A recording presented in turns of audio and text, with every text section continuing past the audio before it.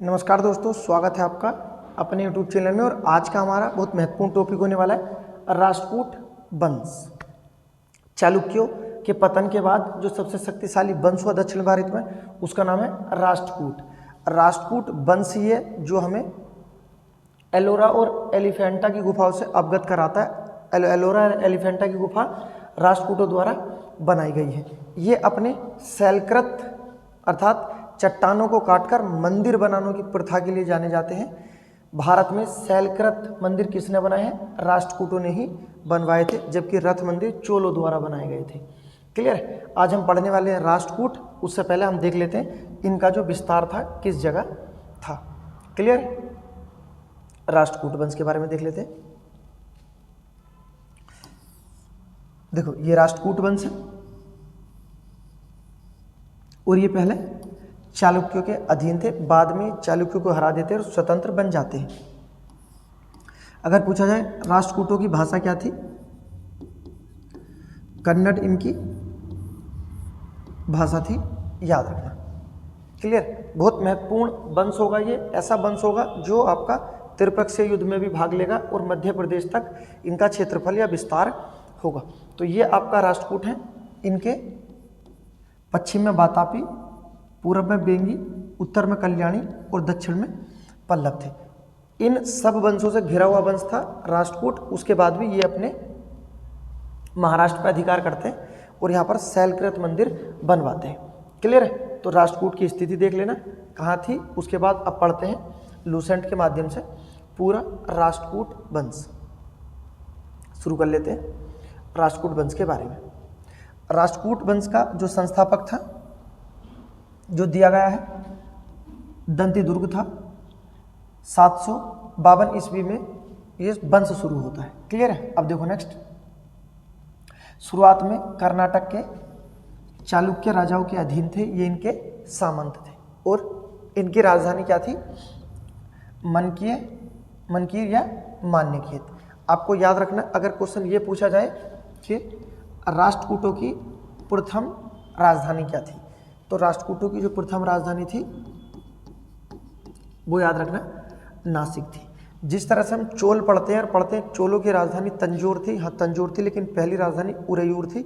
इसी वजह से, इसी तरह से आपका आता है राष्ट्रकूटों की अगर राजधानी पूछी जाए तो मान्यखेत है, लेकिन पहली राजधानी पूछी जाए तो नासिक थी।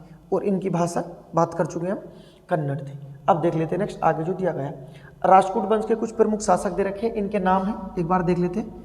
कृष्ण प्रथम, ध्रुव, गोविंद तृतीय, अमोघ वर्ष, कृष्ण द्वितीय, इंद्र तृतीय और कृष्ण तृतीय। ये कुछ वंश है जो राष्ट्रकूट वंश के शासक थे। क्लियर? शासकों के नाम दे दिए थे यहाँ पे। अब देखते हैं एलोरा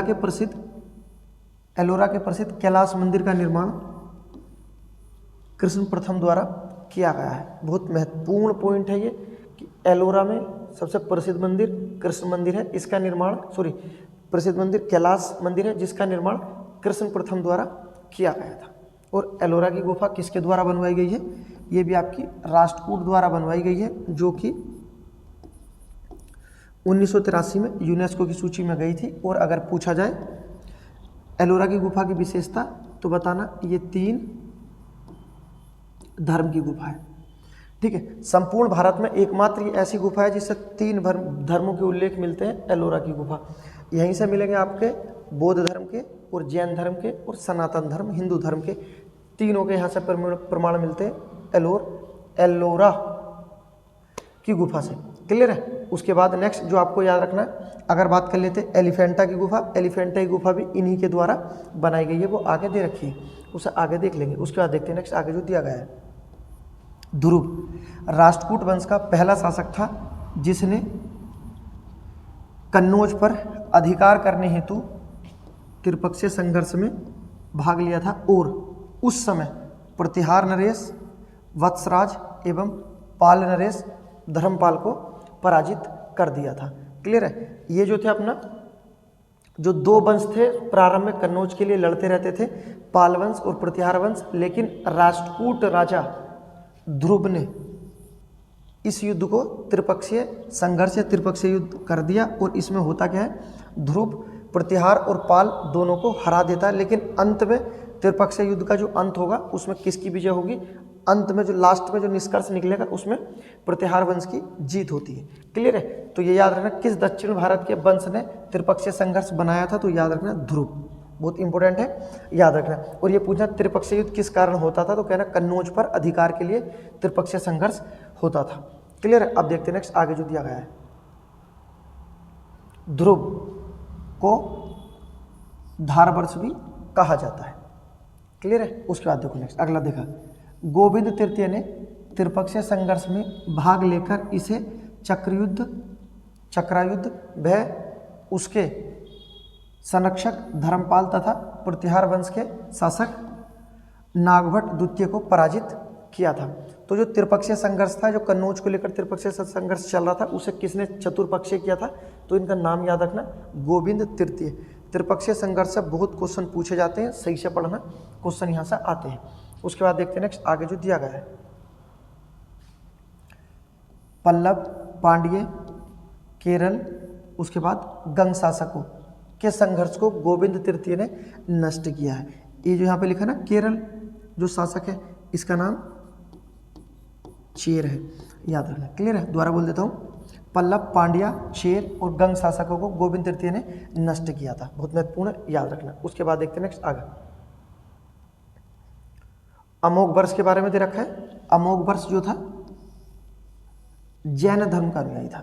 इसके बारे में पूछा था कौन सा राष्ट्रकूट जैन धर्म का अनुयायी था? तो याद रखना, अमोघ वर्ष जैन धर्म का अनुयायी था। उसके बाद देखते हैं, इसने कन्नड़ में या कन्नड़ भाषा में कविराज मार्ग की रचना की थी। कविराज मार्ग की रचना किसने की है? अमोघ वर्ष ने।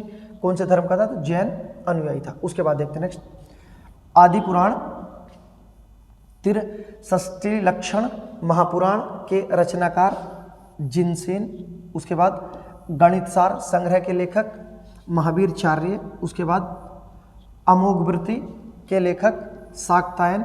ये सब अमोघ वर्ष के दरबार में रहते थे। क्लियर है? जो कि अमोघ वर्ष किस धर्म का अनुयायी था? तो जैन धर्म का अनुयायी था। उसके बाद देखते हैं नेक्स्ट आगे जो दिया गया है, तुंगभद्रा नदी में जल समाधि लेकर अमोघ वर्ष ने अपने प्राण त्याग दिए थे, अपने प्राणों का अंत कर दिया था। क्लियर है? अमोघ वर्ष ने कौन सी नदी पर? तुंगभद्रा नदी पर। उसके बाद देखते हैं नेक्स्ट आगे जो दिया गया है, महत्वपूर्ण पॉइंट है, इंद्र तृतीय के बारे में। इंद्र तृतीय के शासनकाल में अरब निवासी अलमसूदी भारत आया था और इसने तत्कालीन उस समय राष्ट्रकूट शासकों को भारत का सर्वश्रेष्ठ शासक बताया था, क्योंकि ये आपके उस समय चालुक्यों को हरा चुके होते हैं और ये निर्माण करते हैं एलोरा और एलिफेंटा की गुफा का। उसके बाद देखते हैं नेक्स्ट आगे जो दिया गया है, राष्ट्रकूट वंश का अंतिम महान शासक कृष्ण तृतीय था। इसके दरबार में कन्नड़ भाषा के कवि पोन रहते थे, जिन्होंने शांति पुराण की रचना की थी। इससे पहले हम कन्नड़ साहित्य के त्रिरत्न चोल वंश में पढ़ चुके हैं, रणपन पोन, और उसी समय पढ़ चुके थे हम तमिल साहित्य के त्रिरत्न।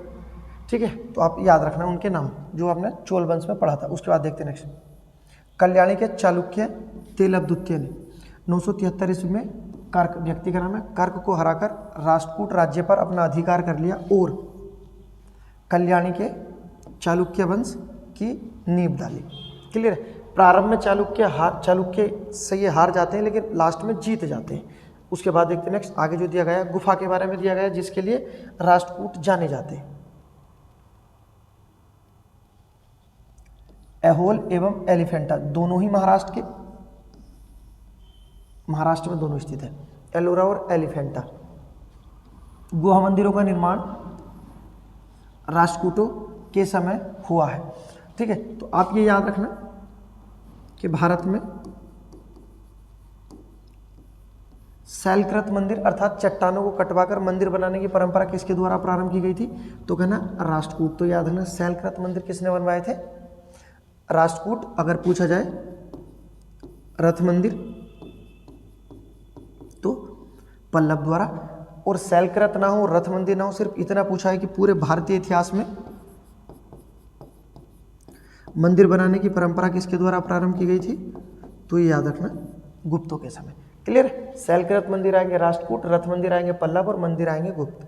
क्वेश्चन आते हैं, याद रखना। उसके बाद देखते हैं नेक्स्ट आगे जो दिया गया है इसी में राष्ट्रकूटों ने निर्माण हुआ था उसके। देखो एलोरा में 34 शैलकृत गुफाएं हैं जिसमें 1 से 12 तक बौद्ध की हैं, 3 से 29 तक हिंदुओं की है एवं 30 से 34 तक जैन गुफाएं हैं। अर्थात एलोरा की गुफा 3 धर्मों की गुफा है। उसके बाद देखते हैं नेक्स्ट, बौद्ध गुफा में सबसे प्रसिद्ध विश्वकर्मा गुफा संख्या नंबर 10 है। इसमें एक चैत्य अर्थात पूजा स्थान, बौद्ध धर्म में चैत्य बोला गया पूजा के स्थान को, जैसे हम मंदिर बोलते हैं इसी तरह बौद्ध चैत्य बोलते हैं। एक चैत्य मिला है 10वें नंबर का। देखो वहाँ पर 2 मंजिला और 3 मंजिला गुफाएं भी हैं, सही है। उसके बाद देखते हैं नेक्स्ट, जिन्हें 2 थल एवं 3 थल के नाम दिए गए हैं जहाँ पे वो बने हुए हैं एलोरा में। उसके बाद देखते हैं नेक्स्ट आगे, एलोरा की गुफा में 15 में विष्णु को नरसिंह अर्थात पुरुष सिंह के रूप में दिखाया गया है। एलोरा की गुफा के बारे में याद रखना, किसके द्वारा बनवाई गई है, कितने धर्मों की है, कब यूनेस्को की सूची में गई थी। अगर पूछा जाए कहाँ पर है तो महाराष्ट्र में, और कहाँ है महाराष्ट्र में तो औरंगाबाद जिले में है। और औरंगाबाद के बारे में याद रखना कि अजंता की गुफा भी औरंगाबाद में है और एलोरा की भी औरंगाबाद में। अजंता और एलोरा औरंगाबाद में है, एलिफेंटा और कन्हेरिया मुंबई में स्थित है। क्लियर है। उसके बाद देखते हैं नेक्स्ट आगे जो दिया गया है नोट में दिया गया है, एलोरा गुफा का सर्वप्रथम उल्लेख एक फ्रांसीसी यात्री थे, इनका नाम याद रखना, थेविनेट ने 11वीं शताब्दी में किया था। क्लियर है। अब देखो नेक्स्ट राष्ट्रकूट वंश के बारे में देखा था। राष्ट्रकूट शैव विष्णु शाक्य संप्रदाय के साथ साथ जैन धर्म के भी उपासक थे, अर्थात ये किसी एक के नहीं थे, सबके उपासक थे। उसके बाद देखते हैं नेक्स्ट बहुत महत्वपूर्ण पॉइंट है, याद रखना। राष्ट्रकूटों ने अपने राज्य में मुसलमान व्यापारियों को बसने तथा इस्लाम धर्म का प्रचार करने की अनुमति दी थी, प्रचार करने की स्वीकृति दी थी। क्लियर है यहाँ तक। तो किसके समय से प्रचार शुरू होगा, राष्ट्रकूटों के समय। हम अरबों के आक्रमण के बारे में पढ़ चुके हैं। अरबों का जब आक्रमण हुआ था तो शासक कौन थे, तो कहना पल्लव थे। उसके बाद अगर पूछा जाए जिस समय तुर्क आक्रमण होंगे तो कहना चोल थे, और चोल राजा राजेंद्र प्रथम होगा। क्लियर है। और जब बात करेंगे धर्म प्रचार की अनुमति तो राष्ट्रकूट हो जाएंगे। उसके बाद इसी तरह से हमारे दक्षिण भारत के वंश कंप्लीट हो गए। आप एक बार दोबारा से दक्षिण भारत के सभी वंशों को देखना, बहुत महत्वपूर्ण है। यहाँ से क्वेश्चन बनते हैं, इनकी किताबें और इनके द्वारा किए गए कार्य, मंदिर और जो अरबों के आक्रमण के बारे में सब चीज़ें हैं। उसके बाद नेक्स्ट अब पढ़ेंगे हम नेक्स्ट क्लास में यादव वंश। वीडियो पसंद आई तो लाइक करें, सब्सक्राइब करें।